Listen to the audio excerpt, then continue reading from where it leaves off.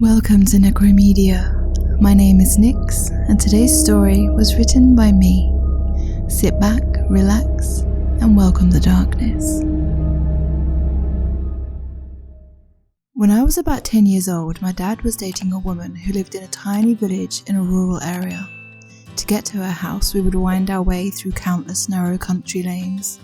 Some opened up to views of farmers' fields, and some were encased in trees, creating a tunnel almost. I loved those tree tunnels so much.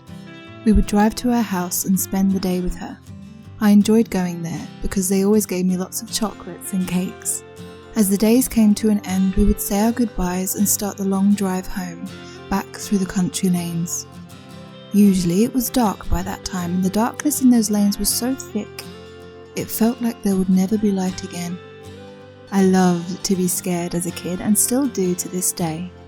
When I was younger, my dad and I would watch scary films together and go on scary rides. We loved it and we bonded over those scares.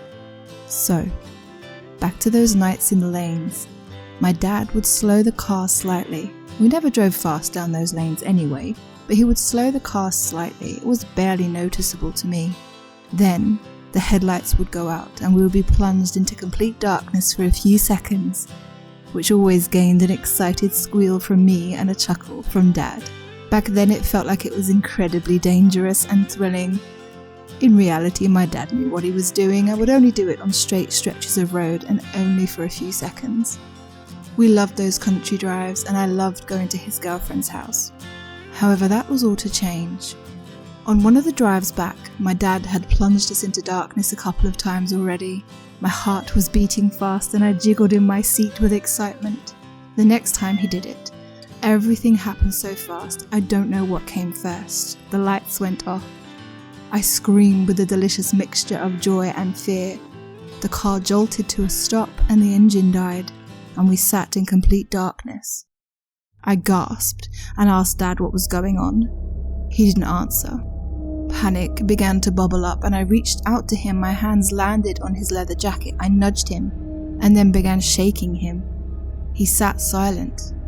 I could barely see anything. My eyes had adjusted to the dark slightly, but there was no moon and we were in a tree tunnel.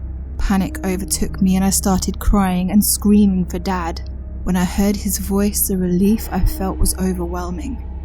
He asked if I saw that. Saw what? I said.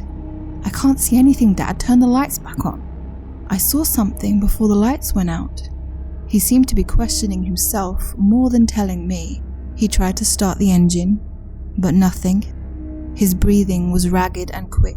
He continued to try to start the engine over and over again. It would just grind and grind, but never burst to life. He said he had a torch in the boot, told me he would be right back. I didn't want him to leave the car. I tried pleading with him to stay and saying we will just get the car going again. He turned in his seat, trying to calm his voice, and told me we need to move. It was dangerous. If a car comes, it won't see us and it could crash into us. He needed to get the torch and have a look at the engine. He told me to stay inside and wait for him. I watched his shape leave the car and heard the boot opening, rummaging in the boot, and then the boot closing again. I strained to see outside, but all I could see were the dark shadows of trees. I saw the shape of my dad walk to the front of the car and open the bonnet.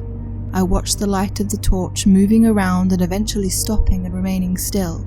It illuminated the small gap at the bottom of the windscreen. I sat still, listening to Dad clunk around in the engine, a chill starting to creep into the car.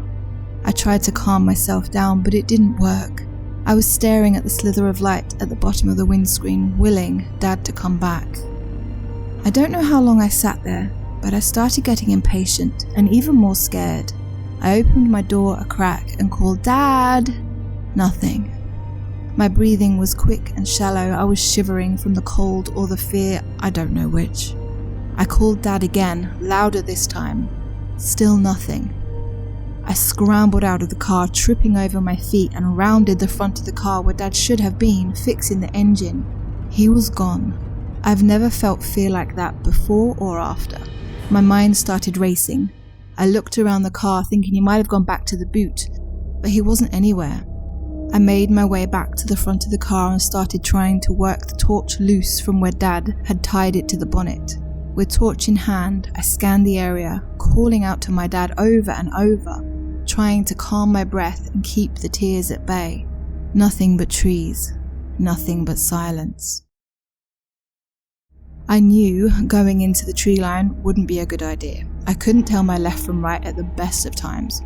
I stood at the front of the car scanning the trees and screaming for Dad. A noise coming from the trees stopped my screams and my breath hitched in my throat. I stared with the torch shining in the direction of the noise. I was shaking so much the torchlight wobbled. The noise was getting louder. I wanted to run back into the car and lock the doors, but I couldn't move. I just stared, wide-eyed in terror. It must have been shock of some sort. I watched and started to see movement.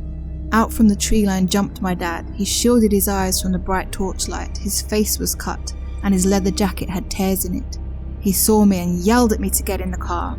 I ran into the passenger seat and sat horrified, watching my dad slam the bonnet shut and clamber into the driver's seat, breathing heavily and shaking. He dragged the door shut and locked the car. Before I could ask him what had happened, I saw it. A tall, hooded thing came out of the woods at the same place my dad had, the quivering torchlight illuminating its features. It was withered and its skin was grey, eyes hollow, no nose, and its mouth was open in a perpetual scream. I only looked at it a second before dropping the torch and burying my face in my dad's chest, screaming and crying. His arms came around me and there I stayed. I daren't look at it again. My dad tried in vain to start the car again. It felt like forever before it stuttered and then thankfully roared to life. The headlights came on. My dad told me it was gone. We got out of there as quickly as possible. I cried the whole way home. I never found out what happened in those woods. My dad never spoke of that night again. Anytime I would try to talk about it, a look came over my dad and he started trembling. We never went back down that lane and I never saw that girlfriend of his again. If we do ever drive down country lanes now, the lights stay on full beam. Thank you so much for watching. We hoped you enjoyed today's story. If you would like to submit a story to be read, you can email me at nyxnecromedia@gmail.com.